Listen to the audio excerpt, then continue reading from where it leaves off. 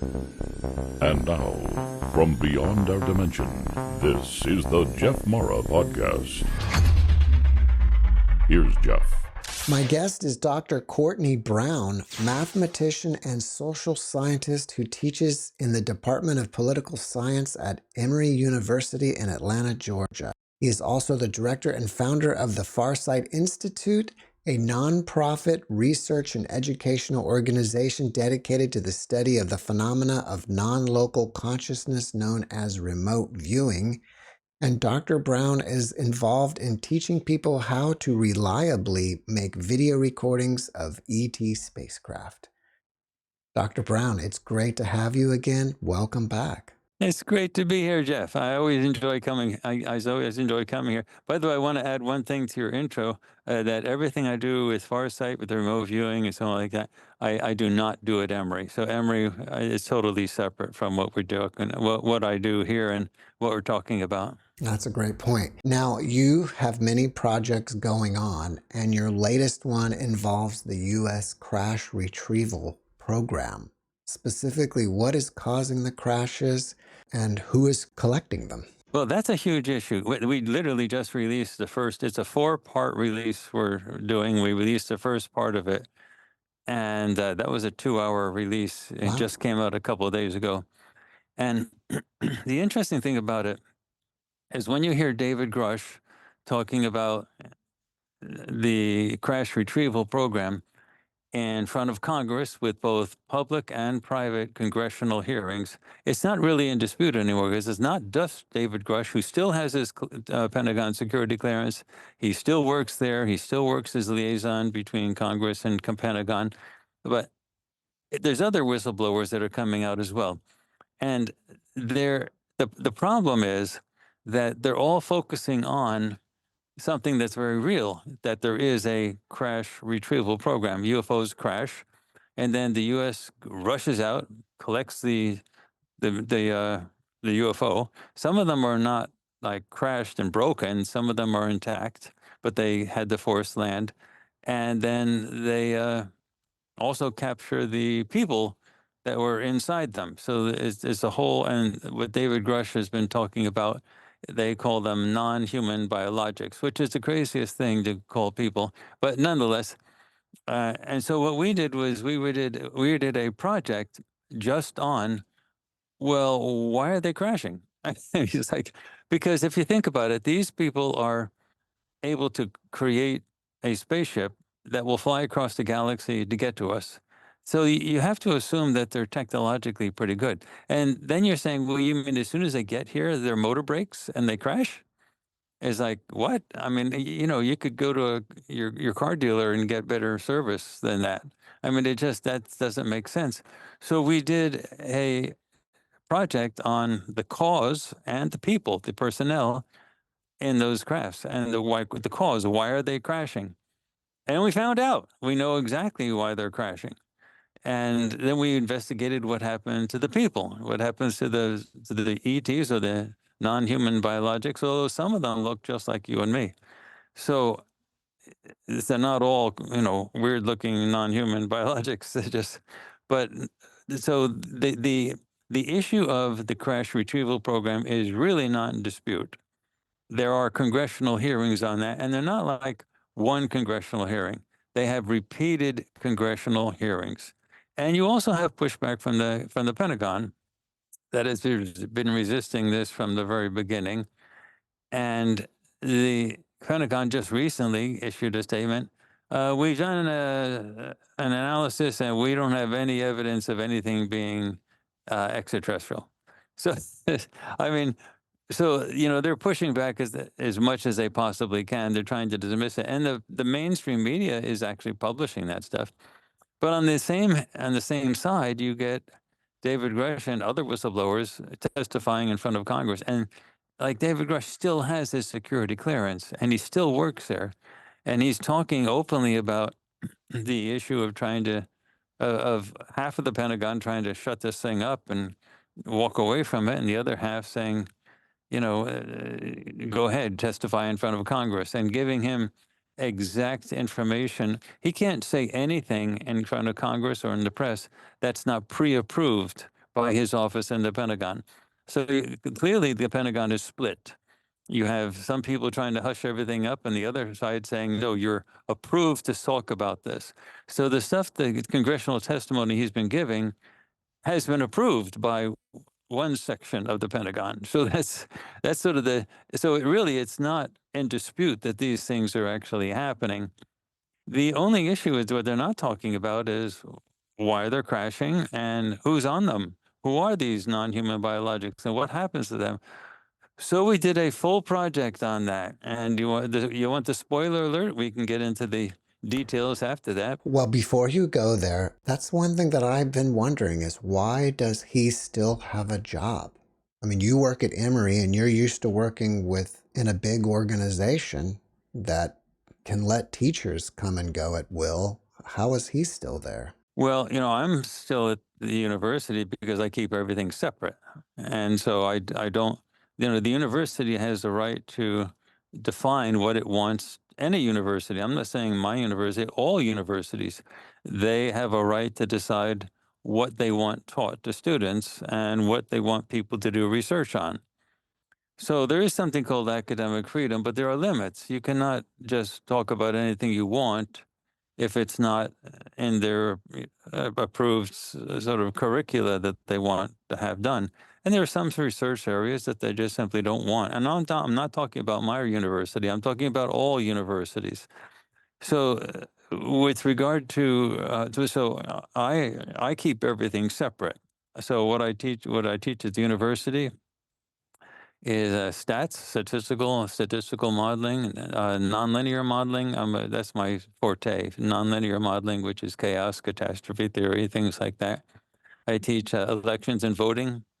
I teach courses on science fiction and politics, and mostly mathematical modeling type courses, but still that type of stuff.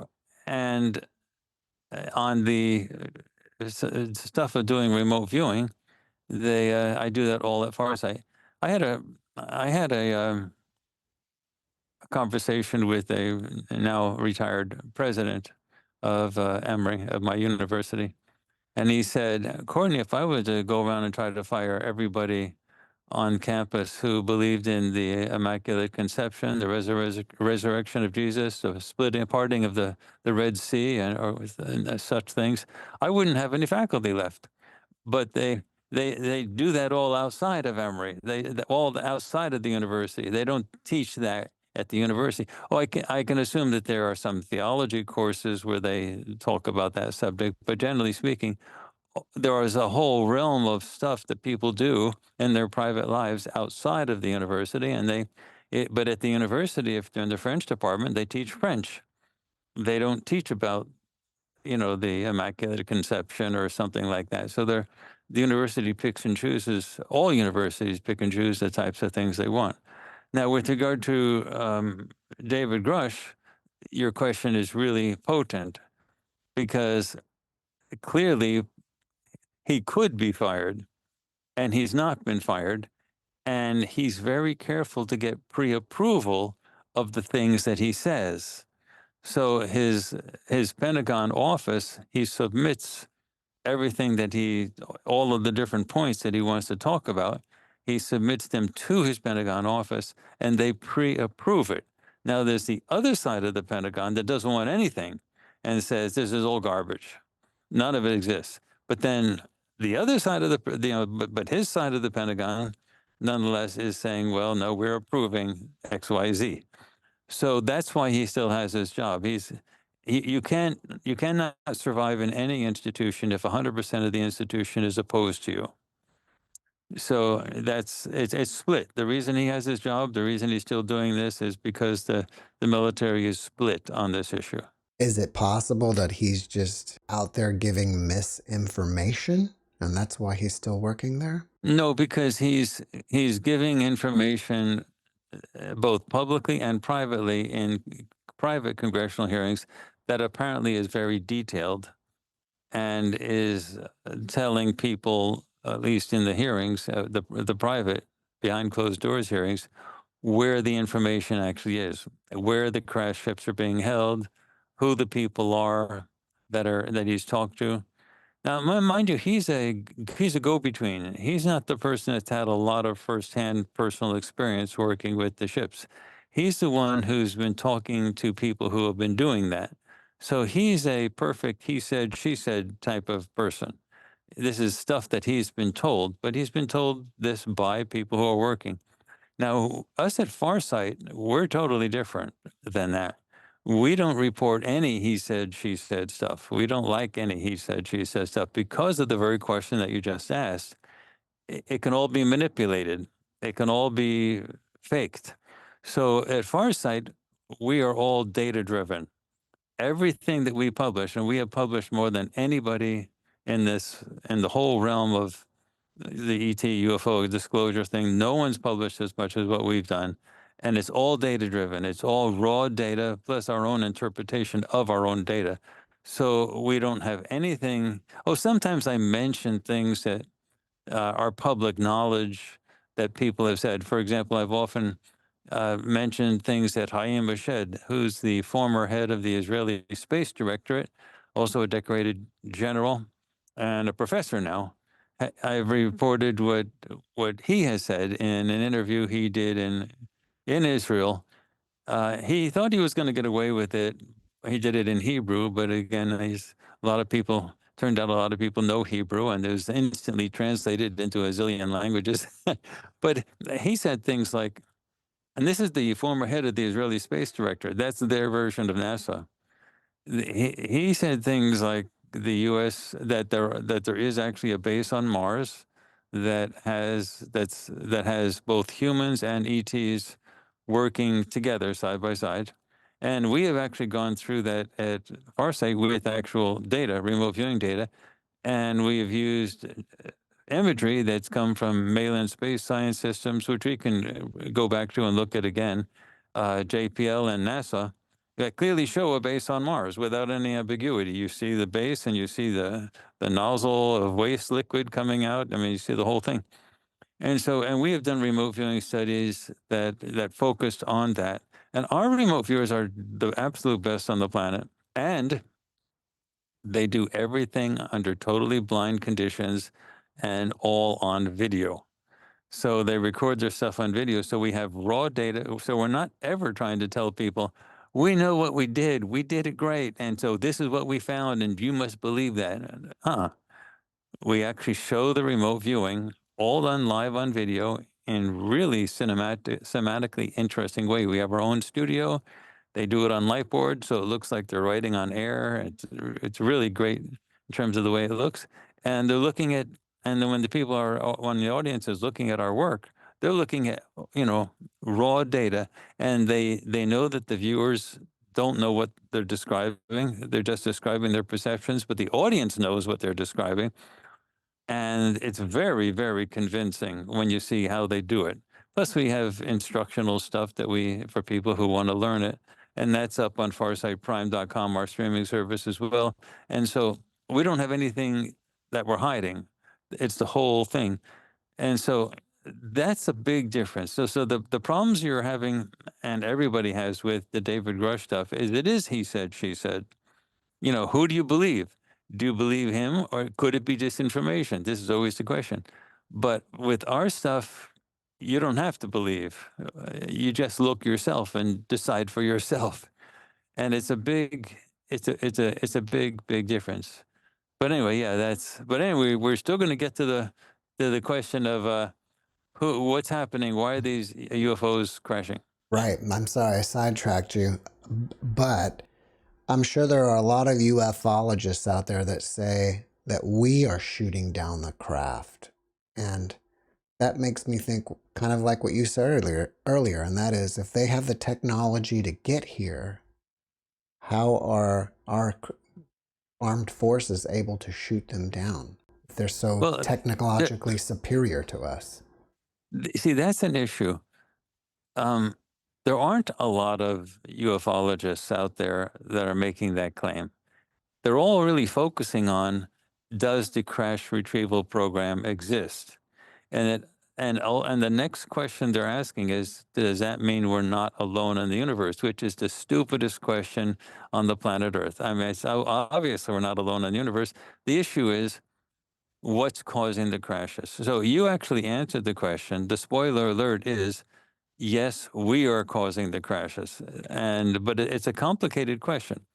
The U.S. military actually does have a secret space program, and that program's purpose, its main purpose, is to shoot down the UFOs, is to bring them down, and that's what's causing the crashes. But the backstory behind that is tremendously complicated and hard to actually imagine how weird it really is. It's not just they're out there doing it. But first, let's cover the secret space program because that's what's doing it. So you can sort of say, is there a secret space program? Now, if you accept the stuff that's coming out with congressional hearings that there is a crash retrieval program, then I have to ask you, Jeff, okay, so if they have these UFO ships and they've had them for apparently decades, many decades, what are they going to do with them? Now, if you're a general or an admiral, are you going to have the UFO put out there in the middle of the desert and then have your troops circle around it, sit on the ground, and put a campfire in the middle, and then sing "Kumbaya" year after year? No, that's not what they're going to do. They're going to say, "If this is a ship, I want one." They're going to say, reverse engineer that we want the same thing. I mean, they're going to admirals and generals are smart people, and they say, "Hey, this is tech. I want the tech." If we have an adversary that has a tech and we don't have the tech, that's a bad thing. We can get caught with our pants down. So if you have a ship, make one. And so out of all these decades, and think in terms of money, if you actually listen to the reports that are coming out of Congress with regard to military spending, it's not in dispute. Every single year, hundreds of millions of dollars go unaccounted for, meaning they don't know what they're spending it on. And this goes into the billions upon billions, even trillions, if you add up over the decades. And then you have to say, well, with all of this money, are you really saying that nobody at the Pentagon had enough money to hire an accountant? I mean, how can you lose that much money? I mean, it's so ludicrous. Obviously, they're spending it on something, and they're not saying what they're spending it on. Well, the secret space program is an obvious no-brainer. They have to have it because that's exactly what, as soon as they have a crash UFO, they're going to want the ship. So they're going to have to spend money, and it's going to not be cheap. It's going to be a huge amount of money to build our version of those spaceships.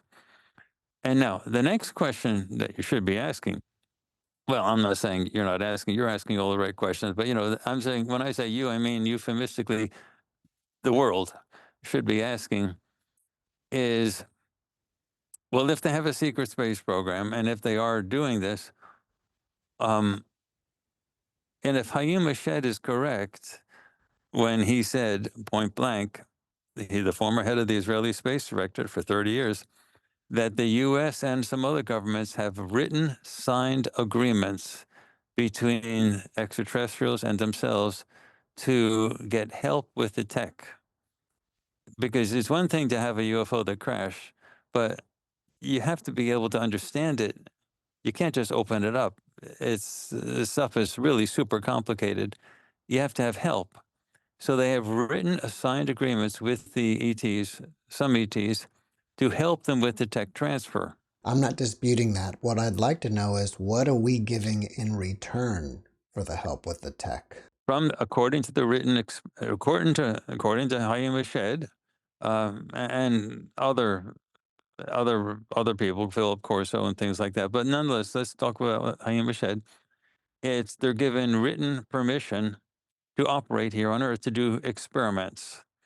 Now that's where we diverge from Hayim Mashed because experiments is a nice word. It says that they're trying to, improve their own lives and do genetic experiments and things like that. That's not what's going on. That's what's in the agreements to do experiments. But that makes it sound sort of scientific and sort of clean. What it is the largest human trafficking operation on the planet Earth. It's a huge issue. And so what you have is a huge abuse. And what they have been doing is way beyond what the original agreements were. The original agreements apparently said they're going to be focusing mostly on mentally ill people, people who are terminally ill, sick, and things like that. And they won't remember the interactions and stuff like that. So, but that's not what's going on. You have now published work by uh, David M. Jacobs, the former professor at Temple, now retired, Temple University, as well as John Mack, the professor of psychiatry at Harvard, they went deeply into this so-called UFO abduction literature, this UFO abduction phenomenon. It's not at all experiments. It's people are being. There was a huge abduction phenomenon. It's still going on, and there's a tremendous amount of genetic manipulation, and it ultimately turns out to be a huge level of human trafficking. Now, you should not get upset with the U.S. government or the military for going along with this, but that's what they get out of it. The ETs get permission to do all that, and the U.S. government gets tech help. Now, the part where the U.S. government gives tech help, you can call those people that work with that collaborators. They're collaborating with that group of extraterrestrials to do that kind of stuff. And they probably think in military terms, which is right because they're military. They think in terms of weapons, they think in terms of defense needs, and they think in terms of needed sacrifice. And so for them, any type of sacrifice is necessary if they need that technology to defend Earth. Or the United States or Earth. That's how they think.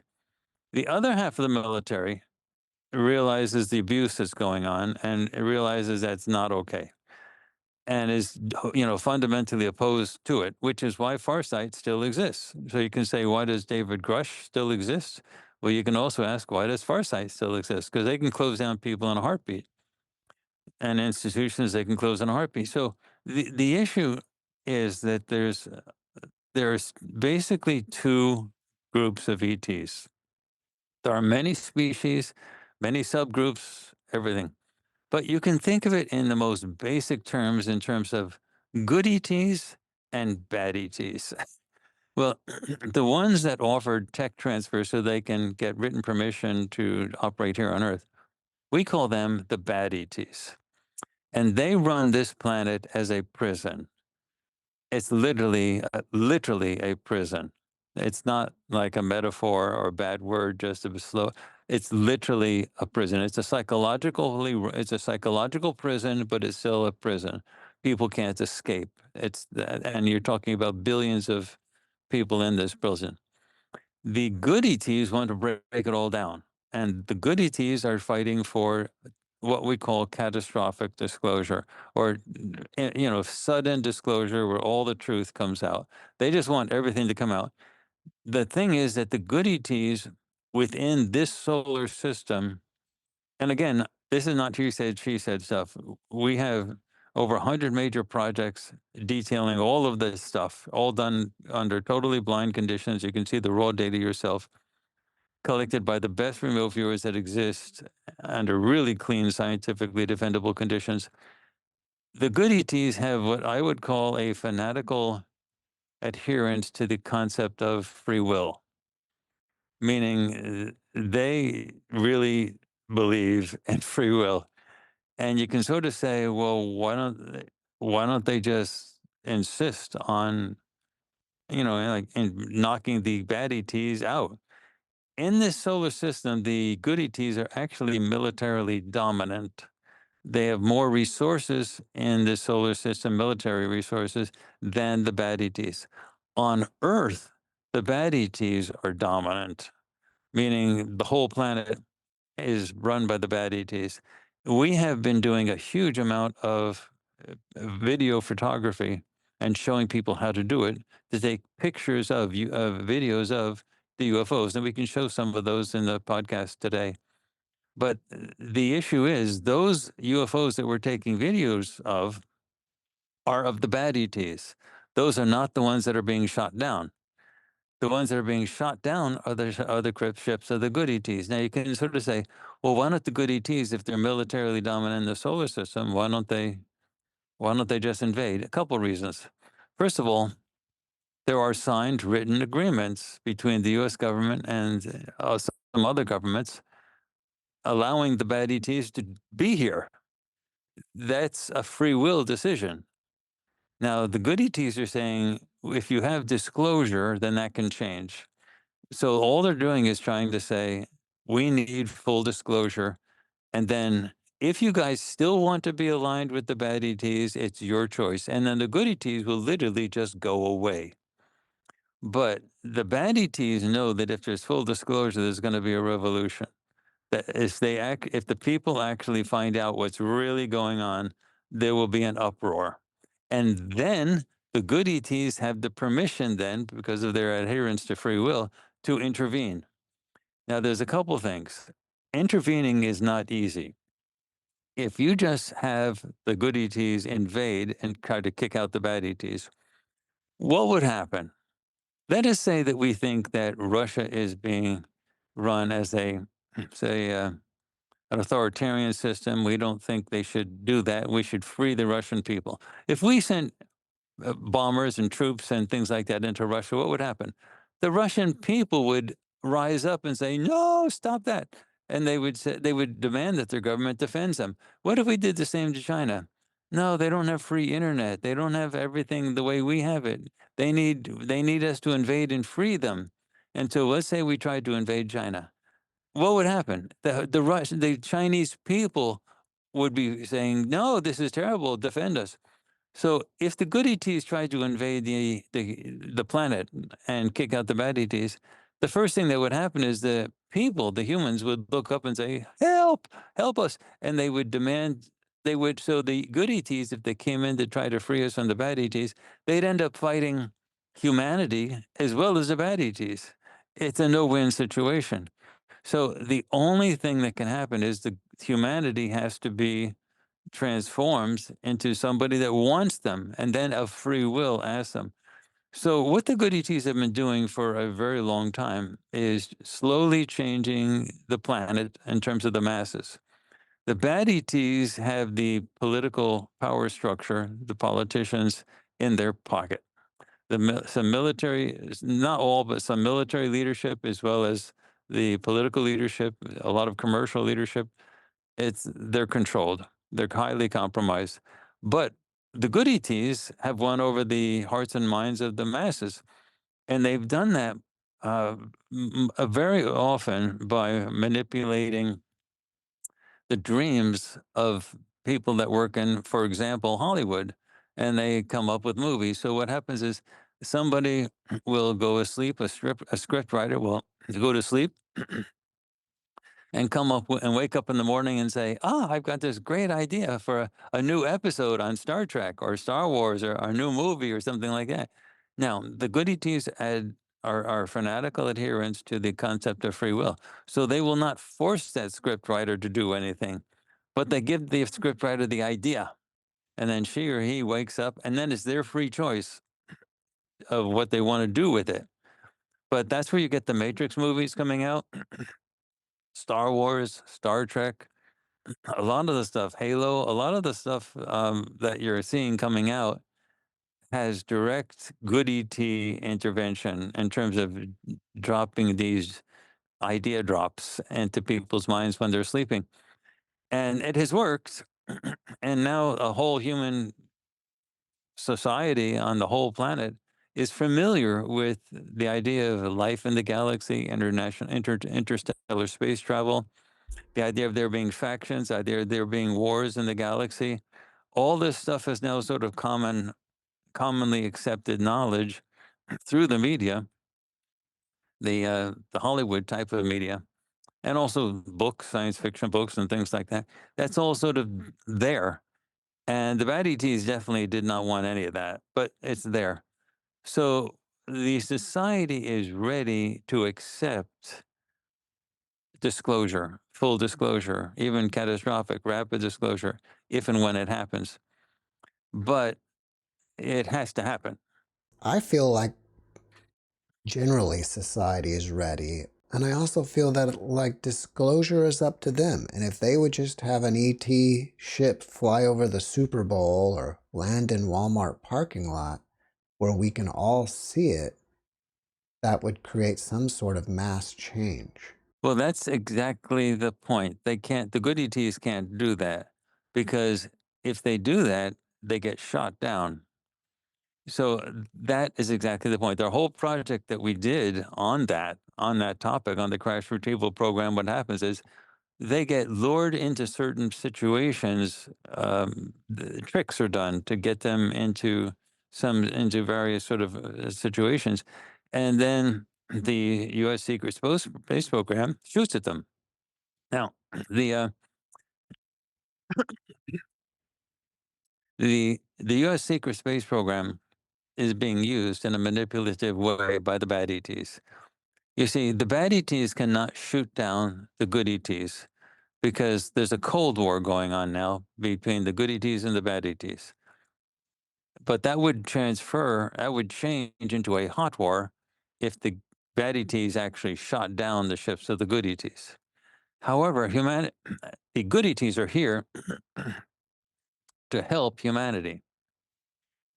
So they can't shoot down the US secret space program ships without the US government saying, oh, okay, so those are the aggressors. And that would throw the US government even further into the hands of the bad ETs.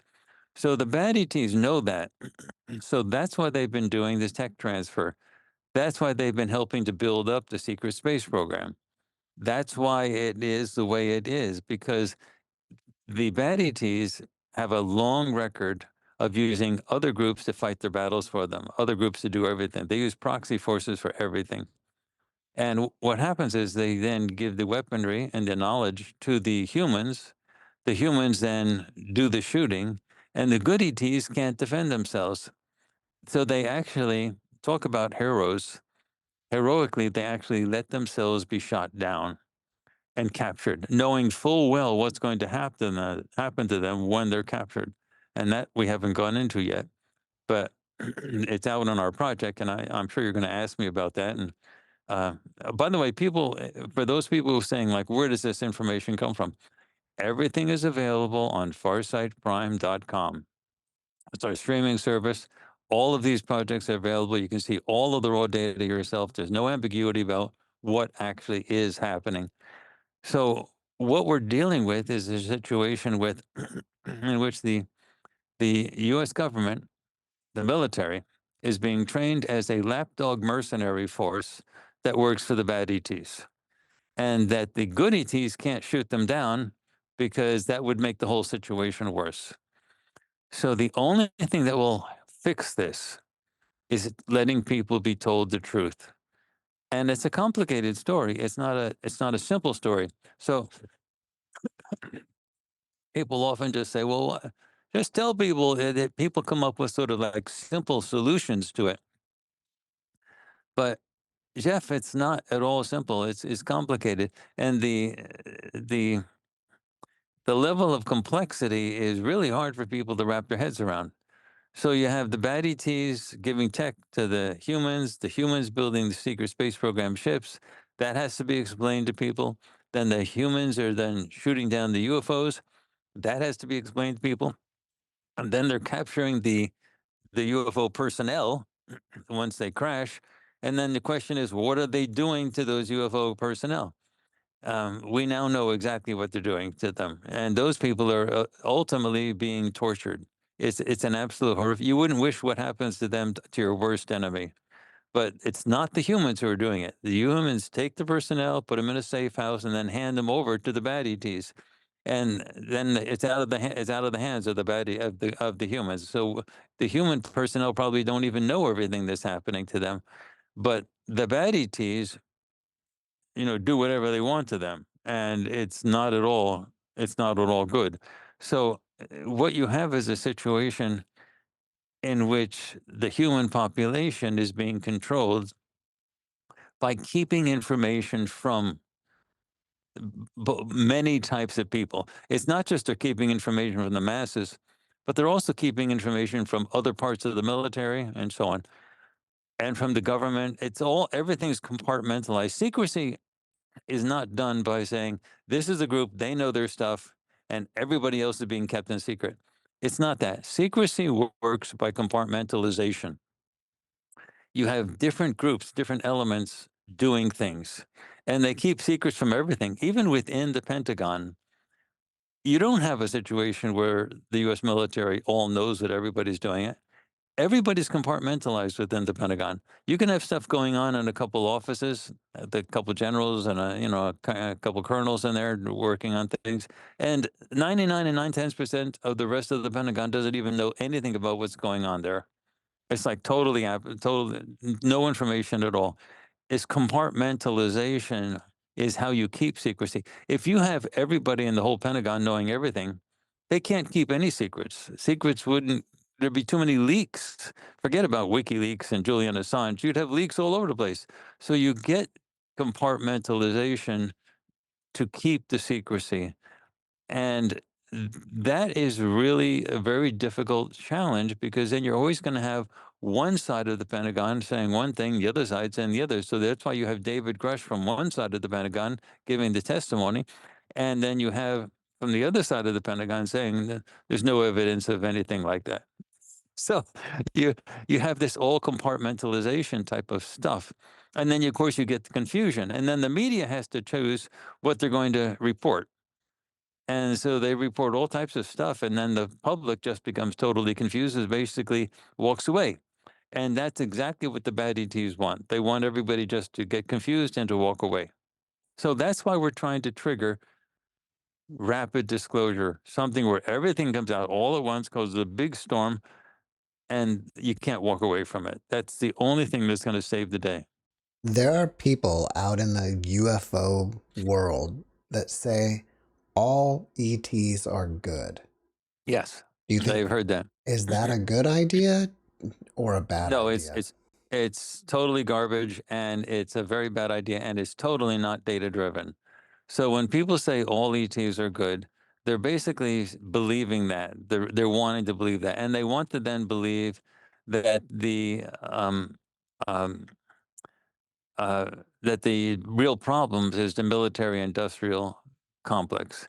So there's a lawyer, a guy called Sheehan, who's often talking about, you know, um, the military industrial complex, and he's been doing great work with regard to defending people legally and working behind the scenes and so on. And I guess you know of Daniel Sheehan, so I know of him. he's had multiple interviews and he's been actively involved, and he very often points to the idea that if you had disclosure, you could have all this great technology. Stephen Greer also talks about all the ETs being good, and that and good and benevolent, and really the problem is the military industrial complex that wants to weaponize everything and keeping everything secret. But if they had disclosure, then you could get free energy, and the human civilization would improve and so on like that. I really applaud the work of Stephen Greer and of Daniel Sheehan. I think what they're doing is really great. But when it comes to that question, it's totally rubbish. They don't have it correct. As above, so below. Where on the planet Earth do you have everybody unified? It doesn't happen. Why would you assume using our sample, a sample on Earth, where everybody's fragmented and everybody's fighting, why would you assume it would be totally opposite in the galaxy, where you have a much bigger universe, where you have a much bigger planet sample that you have a much bigger population to draw from? You're going to get factions. You're going to get people. You're going to be there. It's going to be conflicts. There's going to be all types of sides developing, alliances developing. As above, so below. There's nothing on the human experience on planet Earth that should make you believe that the situation in the galaxy would be any different. This whole idea is we are here, we're messed up, if they're okay and they have their whole act together. That's less crazy. There's no data that's driving that. And the bad ETs desperately want that misinformation to be spread as far and wide as possible.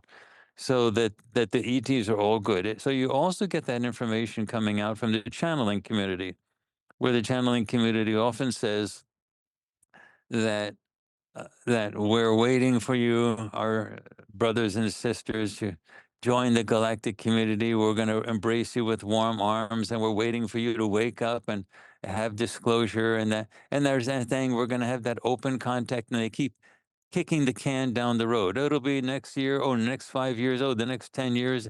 Like it never happens. And then you have a very complicated situation where the information coming from the channeling the channeling community is very often specifically designed to keep you passive, to keep you not wanting to rebel. And so the whole idea of everybody being good, there's no data to drive that. But our results are all data driven and all done under totally blind conditions and very defendable and by the best remote viewers, all working under blind, and we show you the actual data. There is no evidence that we've collected at all that says that all the ETs are good. Everything that we have says it's just like on planet Earth, as above, so below. It's fragmented out there, and there's factions and there's groups, and they fight. And there have been huge galactic like level wars, and that's what we should expect if you just look on what happens on planet Earth. Let me take you in this direction for just a moment. A significant number of near-death experiencers either see ETs in the afterlife or Yeah, after yeah, their yeah, NDE start having contact with ETs or yeah. UFOs. What do you think is going on with ETs in the afterlife? We've studied this a lot. So it's what you get with the near death experience is similar to what you get with the death experience. This planet is being run as a prison. You know, when the former Soviet Union existed and when China under Mao Zedong existed, you couldn't get out of those places. They kept those places so that you couldn't escape. There was no communication between across the borders. And a prison only works if you keep people inside the prison. Now, in the universe, death used to be a means of transportation. When you die, you could go somewhere. Now, we don't use the word soul or spirit because all of the religious baggage that goes along with that. We use the word isbe, ISBE, someone who is simply for the purpose of being. And an isbe never dies. We have found that all of the major religions, all of them, are ET inspired contraptions to design to contain the population.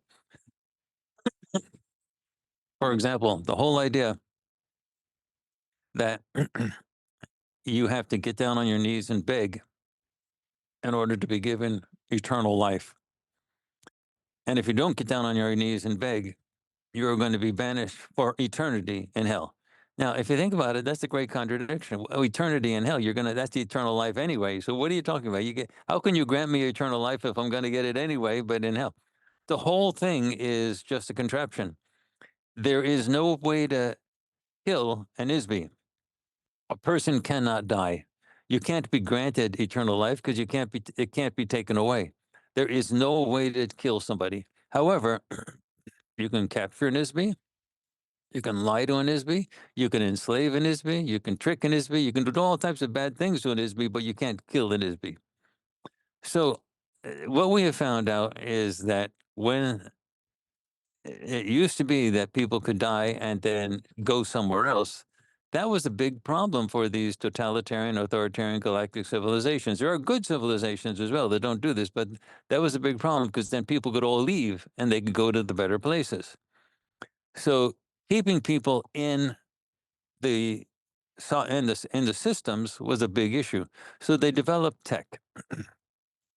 So what happens is when somebody dies, we call it the death traps, and they're automated, all run by AI, and they're very difficult to take down, dismantle, and even discover where they are. Extreme level of stealth. But when you die, you see the light. All the near-death people talk about the light. Yeah, that's true. You see the light. That's a wave that is beamed out. It's like a moth and being drawn to a light. It produces a extreme warm feeling. You're really wanting to be drawn to it, and you get attracted to the light. And then once you're in it, you can't get out. It's like you get more stuck to it, like flypaper. The more you struggle against it. And then you get blasted with a high voltage bolt, like way more high voltage than lightning. You get a really high voltage, and what it does is it rattles the ISB. It can't kill the ISB, but it rattles the ISB. And that completely wipes out its memory. And then it also doesn't have the ability for normal communication, like telepathy. If you listen to the abduction literature, and if you listen to the people that talk about it through the disclosure process, all the ETs communicate telepathically. There's no reports of people seeing ETs talk with like their mouths. Like they communicate telepathically. It's like common throughout everything. Mental to mind communication is normal, but among humans, it's not normal, and we sort of are wondering if telepathy even exists. And so, just like people are wondering if the soul even exists. I mean, it's crazy stuff. The ETs up there actually look at the whole Earth as a planet of zombies because they don't know anything about themselves because they've been hit by this high voltage beam. They lose their memory, they lose their telepathic capabilities, they lose their remote viewing, perceptual capabilities. And then an AI comes out, looks like a person. We have it's actually sometimes a female, sometimes a male, and says, "We have discussed your case with our council of elders." You see the council of elders over there, right over there. See, and then and we think. Remember that argument you had with your son? Oh, and the argument you had with your grandmother? There's a few things we think you could work on a few things on your personality that could just work out a couple bugs but it's your choice. You make the free will choice, but we think you could probably go back and work on a few of these issues. Now, without memory and without the perceptual capabilities, you inevitably say, that sounds good to me. I'm sure. Yeah, I need to work on that stuff. So they get recycled back in. So the whole system is a constant recycling. So this idea of reincarnation is crazy. It's part of the death traps and imprisonment process. Nobody can die. What happens is they just get recycled back. And now in other places of the galaxy, we have found out, uh, when you die, if you're not in one of those authoritarian type of systems, you keep your stuff. You don't everybody knows you don't die when you die, physical body, you can get a new one. And you keep your bank account, you keep your house, you keep your friends, you keep your family. You don't die. You don't physically die, and you don't in a sense you don't lose your memory, you keep your stuff. Here on earth, when you die, oh, that's the end of it. Let's have a funeral procession. They're gone. Pray for their souls. Hopefully they survive and they're not banished to hell forever. And by the way, okay, who gets the house? Who gets the bank account? Who gets the car? Who gets, then they divide everything up. That doesn't happen elsewhere in the galaxy. You keep, it's your stuff. You worked for it, it's yours, and you keep it. So the the whole idea of the death experience and near death experience simply cannot be believed. You can't say you can't believe what these near death experience people tell you, because once they're out of the body, boom, they get hit by it. And it really works very well. Now, there's been some degradation of the system since the old days of a few thousand years ago. There's been some military confrontations that have weakened the entire entrapment system to some extent. And that's why you're starting to get some memory coming back. Uh, that so that we have architecture that now looks like some of the more traditional architecture with skyscrapers and stuff like that. You're getting technology, you're getting scientific stuff coming back in. For example, um, Newton. People say he was a genius because he invented both the calculus and classical physics in the same time in just a few years. Well, he didn't invent that stuff. He remembered that stuff.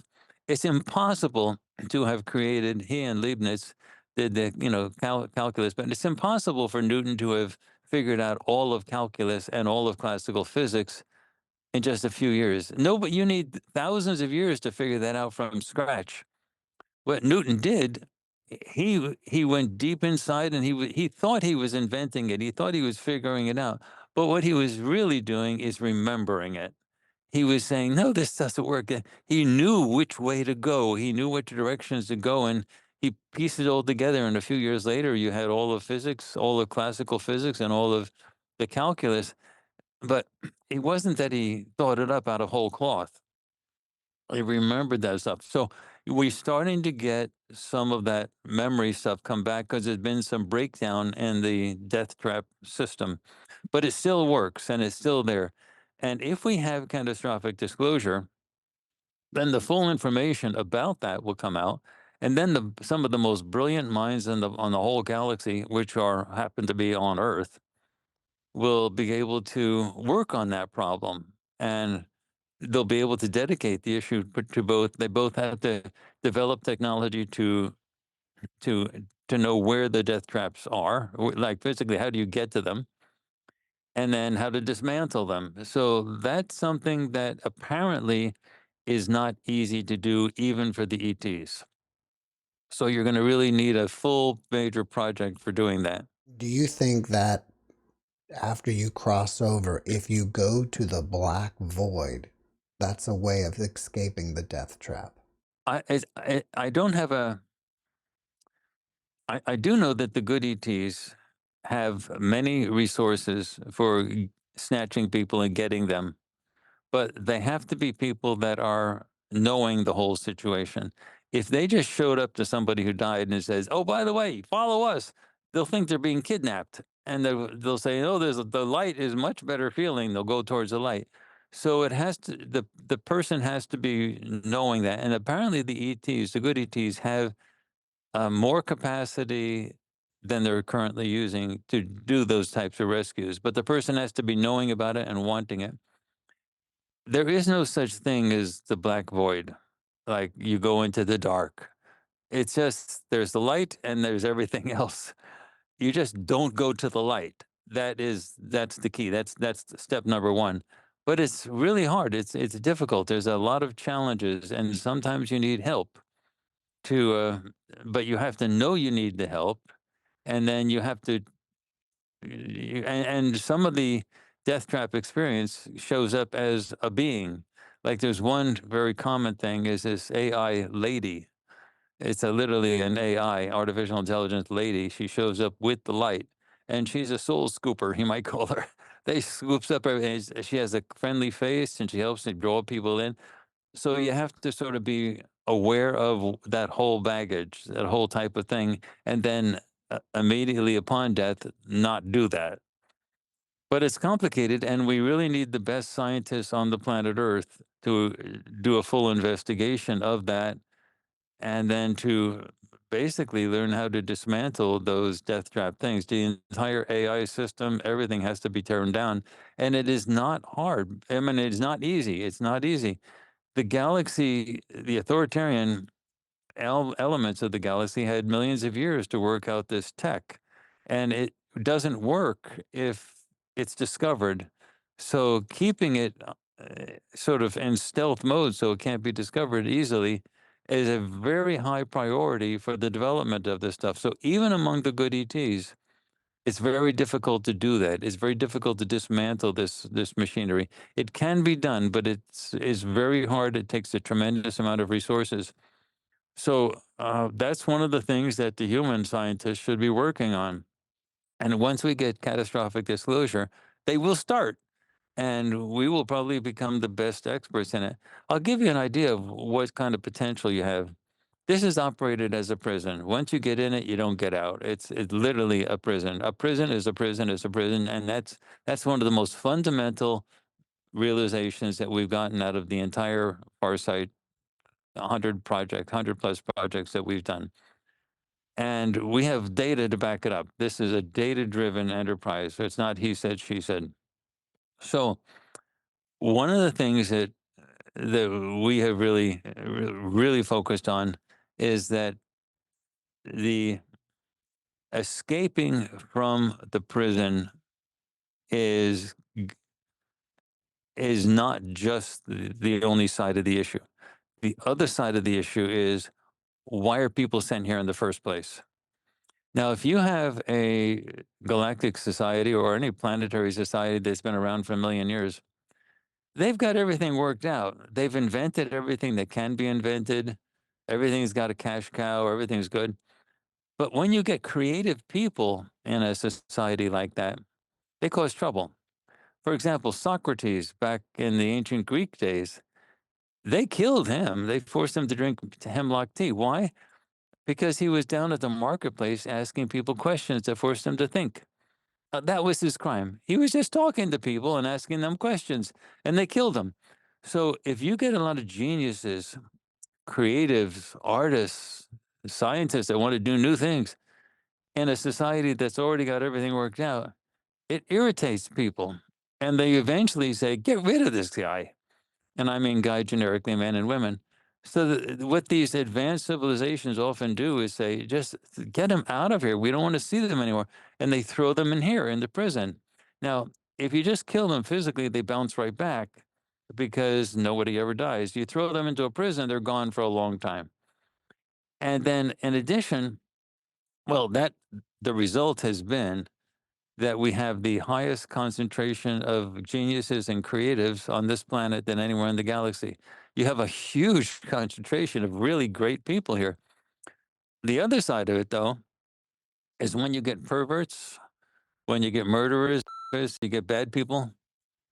Well, you can't just get rid of them by killing them. They bounce right back.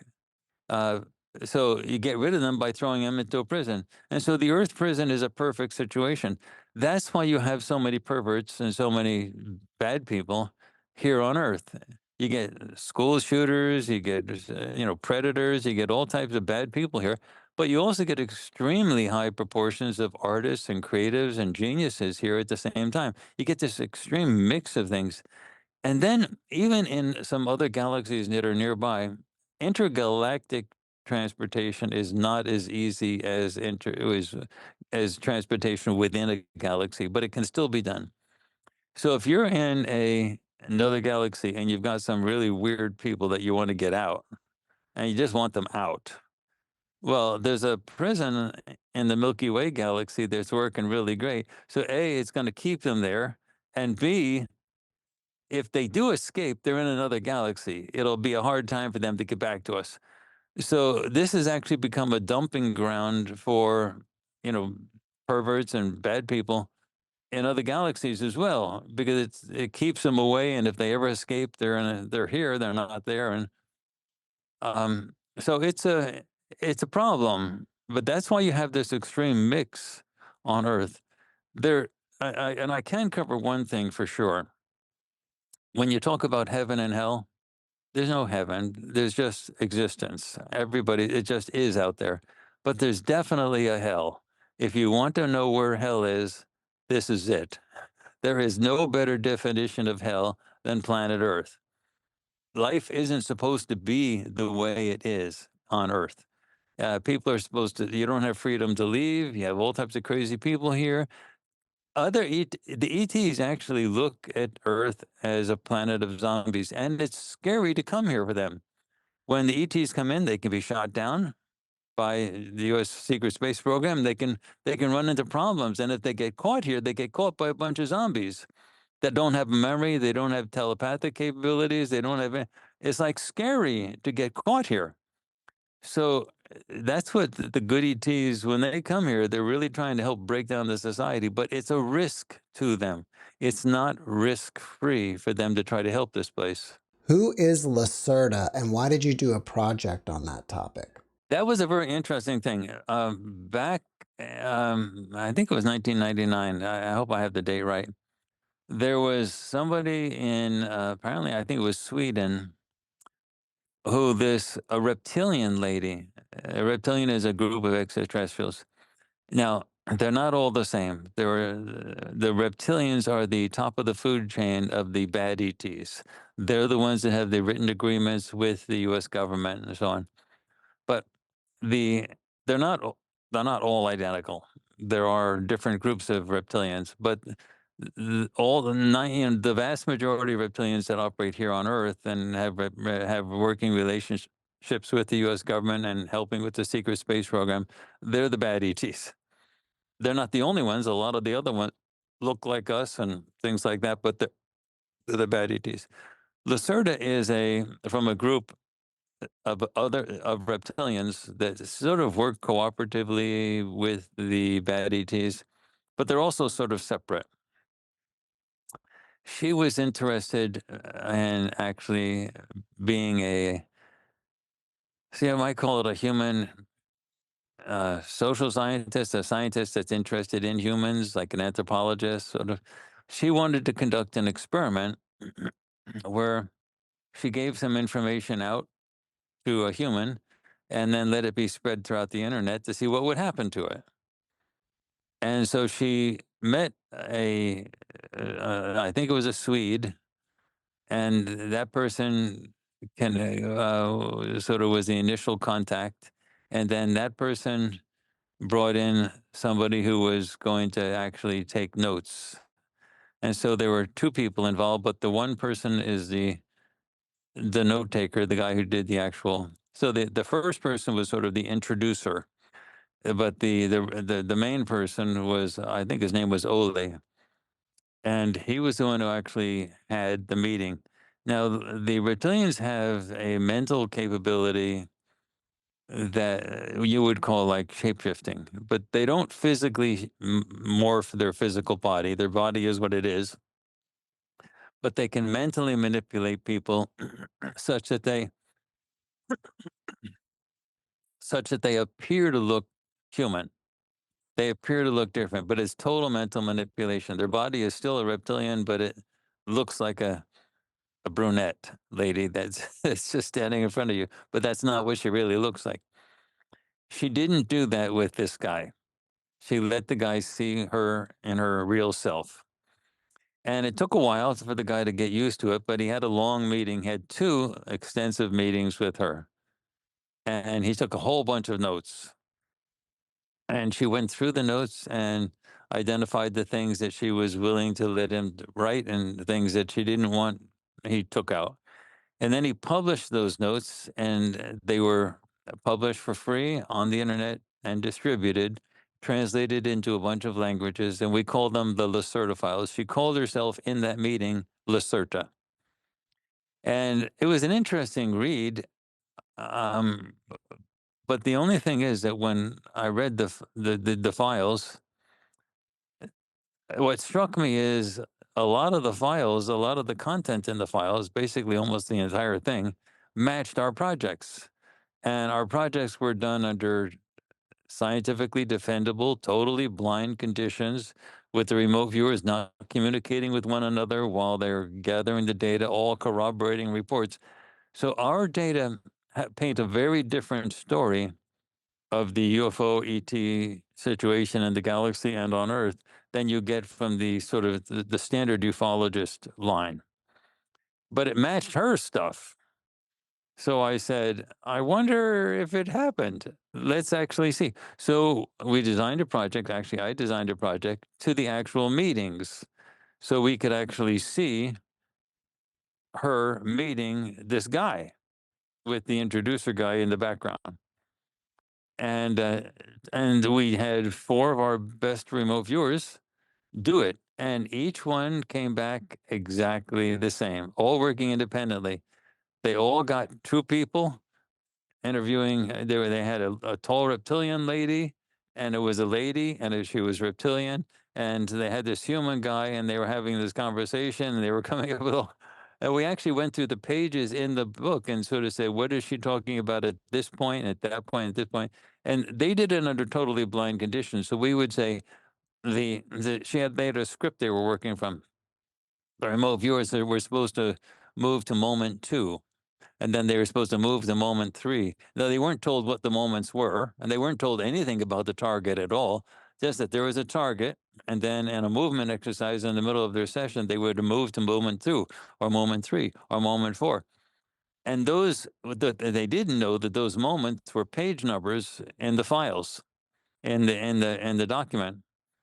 And then when we got all the information back and they presented everything on, in Lightboard, in a cinematically interesting way, everybody was saying the same thing. And they were talking about, and when we go to moment 2 or 3 or 4, they were reporting back what was being discussed, and it was matching the stuff in the book. So it was very convincing that the thing actually worked. The big sort of exception to this was Yeme Genet. She's one of our remote viewers who, for most of her life, she was legally blind. Now, she could actually see and even drive with glasses, but they were glasses that were, the old Coke bottles that were really thick, and her glasses were thicker than that. Yeah. They were like real thick. I mean, she couldn't read anything unless they were huge letters, and she held them up like literally this close to her eye. So, and she's absolutely physically gorgeous, and she was a model. That's how she was earning earning any money. And so she was very vulnerable. Models often are in an art situation; they're nude or they're using costumes and stuff like that. She couldn't see the people around her, and so she was vulnerable to people because she was essentially blind. She didn't wear the Coke bottle glasses when she was on the podium, and so so in her life, she developed these strong telepathic capabilities because that was her only means of defense. She had to feel what people were thinking. That was the only way she could defend herself. Well, she's not blind anymore. We actually paid for her to have an operation on her eyes. And they had it was a major eye operation, but now she sees better than you or I. I mean, she like, it's great. Her eyes are perfect, but now she can see without glasses and with 20/20 vision. I mean, it's like amazing. But she still has the telepathic capabilities. So when she did the Lacerda stuff, again under totally blind conditions, with all that strong telepathy, Lacerda recognized her immediately. She went in and their session was all on. It's all recorded live on video. She got there and she immediately says, "There's this reptilian lady. She's really tall, and she knows I'm here. She can see me, and I can see her, and she knows." And the reptilian lady was very surprised to see such a telepathically capable human meet her. And then they had a discussion, and the reptilian lady said that she didn't feel comfortable being probed, and she knew that Yeme could go into her mind and pull out any information she wanted. And she described it sort of like a rape experience. She didn't want to go through that. And Yemi said, "Okay, I won't do that. Since you're asking me politely, we won't do that." Because she does do that with other ETs. She goes right into their heads and she often says, "Are you going to give me this information voluntarily, or am I going to go in and get it? It's your choice." And she's totally fearless. And she can be facing this huge, bloodthirsty reptilian, and she'll just say, "Are you going to give me the information yourself, or am I going to go in and get it?" So they sort of know her. But anyway, so Janae, she reported back that she says, "Well, I'm not going to mentally rape this nice reptilian lady who agrees to talk with me. So we'll just have a conversation." So in her session, all recorded live on video, she had a conversation with this lady. And so she didn't go by the script of going to moment 2 or moment 3 or moment 4. She just dropped the whole script and had this conversation. And it was absolutely fascinating. The lady was really interesting. She let Yemi pet her, sort of tuck her. She bent down so Lemmy could actually, mind you, this is all done mentally, but it was very persuasive because Yemi didn't know anything about the project or the target, and the project and the target was dealing with this reptilian lady, and there she was with the reptilian lady, and fascinating conversation. But that's what it was about. It turned out that the reptilian lady was not just a anthropology student; she was actually like head of her. She has a group, her own reptilian sort of group. They live underground and deep underground. They have really nice facilities and so on, but they don't like interacting with humans on the surface. They like being on the surface and getting exposed to the sun. But when the other humans are around them, They use the mental stuff to sort of make them look human when in fact they're not human. But the lady was very open with the MA, and the whole interview was just amazing to listen to. It's still, I mean, it's available on farsightprime.com, but that's called the Lacerda files. So we wanted to find out if that thing actually happened. So here we have 4 totally corroborating reports saying that this thing actually happened. Now, the Lacerda files themselves, the actual document, can be found on our website. Since they were originally done for free, and the guy in the document said, please spread this stuff around as much as you can. So in our project on farsightprime.com, we have links to the actual PDF of the actual file so people can actually read it. But that's what the Lacerda files were about. And in ufology, the Lacerda files have always been a mystery. And a lot of, I think, ufologists don't like it because it talks about the conflicts. And they don't like to acknowledge that there's been conflicts. But Jeff, I can point to this obvious. Back in the day, a few thousand years ago, they built the Great Pyramids of Giza. 5 major pyramids, plus the Great Pyramid of Giza is the big one, Pyramid of Khufu. Those are 80-ton blocks. They were cut and from quarries very far away, shipped over to the pyramid, put in place. They were perfectly cut, all sides, all blocks. You can't even stick a human hair between the blocks. The perfection is. The things are so big, we don't really have the ability, even to this day, to move those blocks and to build a pyramid. If you said, let us with modern technology build a pyramid, we'd have trouble doing that today. Those 80-ton blocks. The whole idea of saying a bunch of people running around with loincloths and camels built those things is crazy. It's as crazy as you possibly can get. They can't cut them like that. Cutting an 80-ton block, you know how big that is? It's like huge. And to have the cuts throughout the entire length of the block be perfect, perfect, perfect. So perfect you can't even stick a human hair between that and the next block along the entire length of the block. What? And then to build them. So our project on the Great Pyramid of Giza, all done totally blind, great remote viewers. That was Dick Gallagher and Daz Smith. Um, it's got tons of verifiable stuff. I mean, all done under blind conditions. You can say, oh, it's esoteric. What is esoteric about it? They have pyramids in the middle of the desert. That's as did they draw the pyramids? Did they describe the pyramids in the middle of the desert? They got everything that's verifiable totally correct. And then they also described how the things were being built.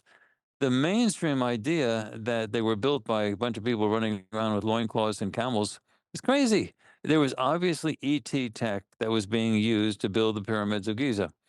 And so back in the day, the ETs that were running Earth as a prison, that's the kind of prison they had in mind originally. Completely unfettered. If they could do whatever they want, that was it. So you can ask, well, why isn't it like that now? There's been some military interventions by what you might call the good ETs. They just said that was this is not tolerable. And there was some battles. And the bad ETs that were running the prison the way they wanted it, where everybody was a slave running around with loincloths and camels, that was disrupted. And then over the thousands of years, human civilization started to bounce back until we have what we have today. And the bad ETs are still held in check by the good ETs. That's why this idea of these written signed agreements between the US government and the bad ETs are so important. They're actually trying to update the agreements and have new ones, and they're trying to desperately keep the disclosure process from happening. That's why the big push to stop the disclosure process is there.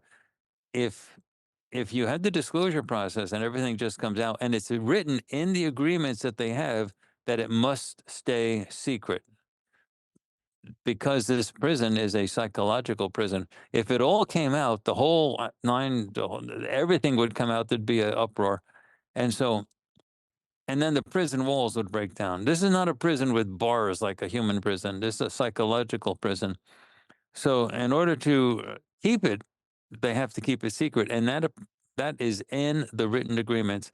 Then you can say, "How, Courtney? How do you know?" Well, Haim Shed said it. He's the head of the Israeli space director for 30 years. He put it in an interview, and you can read it yourself. Google it. so, it's really not in dispute that these written agreements actually occur. I'm just saying Haim Shed, but there's other people who have talked about it. The issue is when you get the head of the Israeli space directorate openly stating it, and again, he thought he could get away with it because he did it in Hebrew and Hebrew publication. But then, it's a surprise, surprise. So many people knew Hebrew. It's immediately translated and published all over the place. But anyway, that's what's that's what's going on. Dr. Brown, I'm running out of time, but before Okay, we go, I'm hoping that you can show us some of the UFO footage that you've captured. this is a really great point. The UFO crash retrieval program. The good ETs, it's scary for them to come here. They can't just show up. They get shot down by the U.S. government, and they can't fight back either. They could easily blow the U.S. space program, crash retrieval program ships out of the sky. The secret space program ships out of the sky, but they can't do that because they want to be friendly. So the ones I'm going to show you now, these are the ships that are not being shot down. And obviously, since we're photographing them and showing you how to do it, uh, well, that tells you something. That means that those are the bad ETs. Those are the ones that they're not shooting down. So I'm going to share my screen. And while he's doing that, I want to let everybody know that in our last video together, he told us how to make the videos ourselves if you want to do that. Yeah, actually, and I'll briefly show the link for how to do that. So this is my Instagram page. We actually use Instagram because for putting out short clips of UFOs that we take with our own cameras, so that we're not trying to convince people that this is everything's perfect, just believe us. We're trying to show you what we do with our cameras so that you will go out and do it yourself, because you're always going to get a debunker coming in. They're like cockroaches. They come out of the woodwork. And what they do is they say, you show them anything, they'll say, "Oh, it's a glitch. It was a smudge. It was this, it was that." But if you know how to do it yourself and you do it yourself, you know that it's not a glitch or a smudge. You did it yourself. So let me show you, for example, I have lots of things right over my house in Atlanta area. So, but let me show you this one. This is over the Pensacola Naval Air Station. Here's a still. Oh, by the way, my Instagram page is simply my name and the word Farsight, Courtney Brown Farsight, and all of these can be easily seen. So there's a UFO that's right next to 4 Blue Angel jets. Okay, that's a still that you can actually see. Okay, now let's watch the movie. There is the UFO passing this Blue Angel jets. Now you can see that the UFO is going about 4 or 5 times speed of the jets. The jets were flying at about 500 miles an hour, so that thing's running at about 20,000 miles an hour. So again, it'll repeat. See the UFO passing the Blue Angel jets? This is right on top of the Pensacola Naval Air Station during a Blue Angel demonstration. And we have tons of ships. The UFOs love air shows.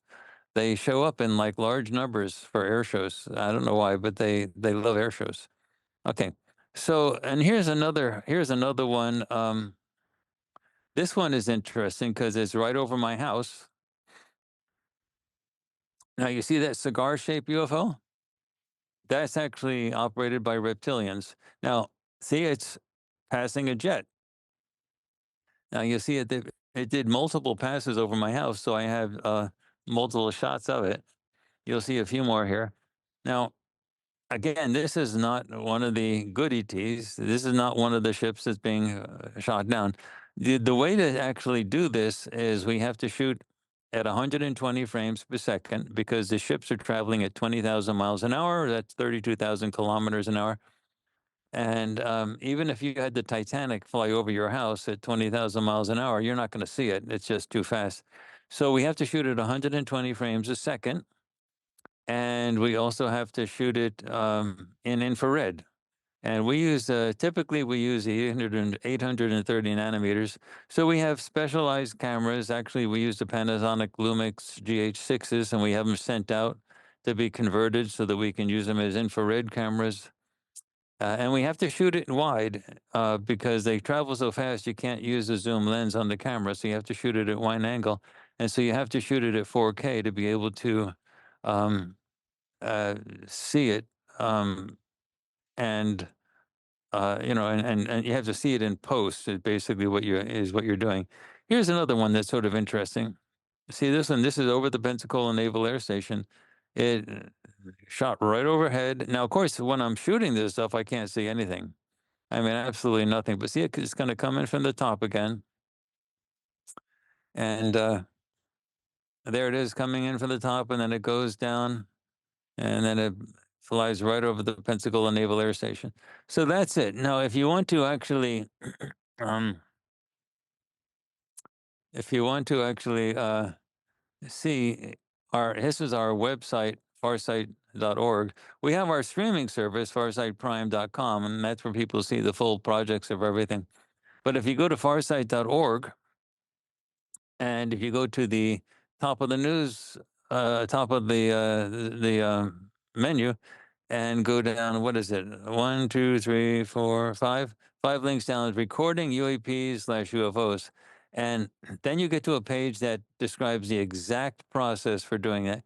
Now, these UFOs are up in enormous numbers. So we shoot these things at any time during the day, during the full day when the sun's out. And we use typically 10 to 15 minutes is all you need to get maybe 20 to 30 UFOs. They're up all over the place, especially over the major cities. It's not like you have to be lucky. They're all over, but they're all using stealth tech. So I can sort of prove to you that they're they're trying to hide themselves because you can't see them unless you use specialized equipment. They're obviously trying to hide themselves, which is it matches everything in terms of why they're the bad ETs. Anyway, but here you see the camera to use, with the lens to use, the filters that we use, the conversion process that we use to make them able to do infrared, all the settings for the camera. And then we have the software. We use Adobe Premiere and all the ways that what you need to do to edit the thing in order to see it. So, at farsight.org, all of this information is available for how to do it for free. And of course, you can see the actual shots on my Instagram page, which is a lot of fun. And you're carrying your phone, so go to Instagram and then Courtney Brown Farsight, no spaces, all one word. Farsight is FARSIGHT, just like our website, farsight.org. And and look at them. And then again, we're not trying to say you have to believe our picture.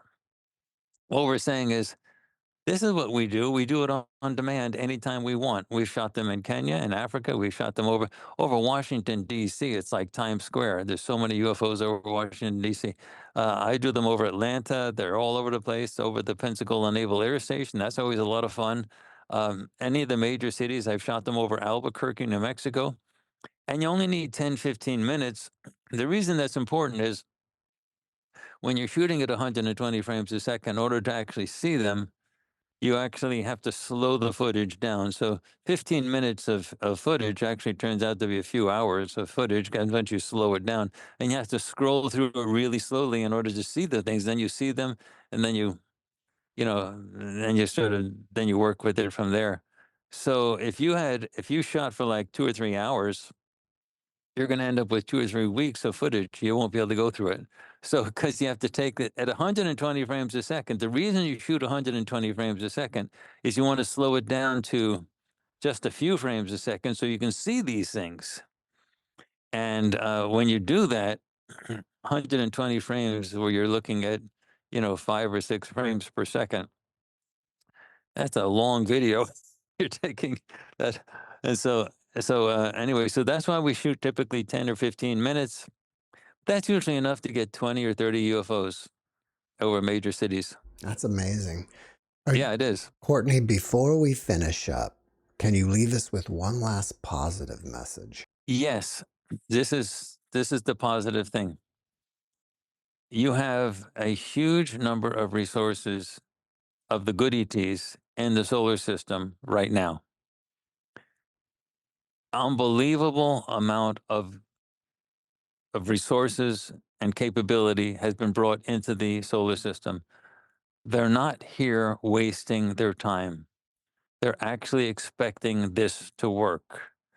So the positive message is that the triggering of sudden or rapid disclosure is going to happen.